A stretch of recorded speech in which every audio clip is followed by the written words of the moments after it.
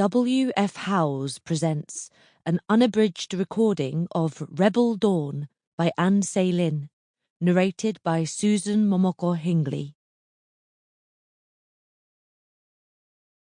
Prologue. When Tomoe was young, her mother had told her to stay away from soldiers. It was a warning all Surabito parents gave their kids. The military were not bogeymen used to make children behave. They were real and vicious, and they prowled the sky cities like wolves. For the most part, stay away from soldiers was a sage piece of advice that had served Tomoe well. At least, it had until today. She and Sayo had found the military base quite by accident, tucked away in the middle of a forest, far from any towns or villages. What a tiny army camp was doing out in the middle of nowhere, surrounded by nothing but trees, Tomoe did not know. But she was not about to let this opportunity pass her by.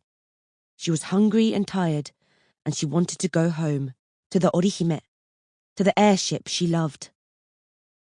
Army camps had food and fuel and, most importantly, vehicles that could take her back to the sky.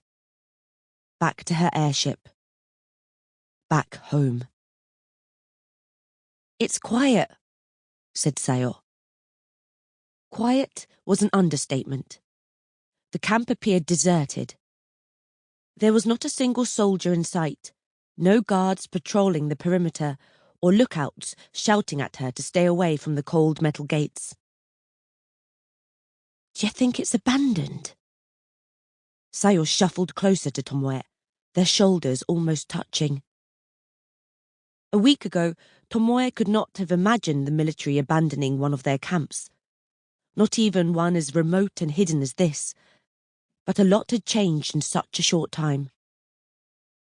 A week ago, her father and Prince Ugetsu had declared that the Sky Cities would go to war against the Empire. A week ago, Tomoe had watched Kurara fight a giant phoenix shikigami and crack open its core, unleashing a host of screaming, shadowy monsters across the land.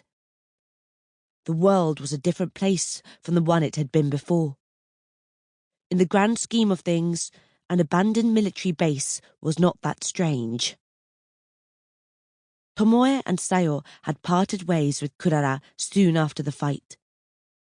Kurara had wanted to stay on the ground, but Tomoe and Sayo had wanted to return to their airship.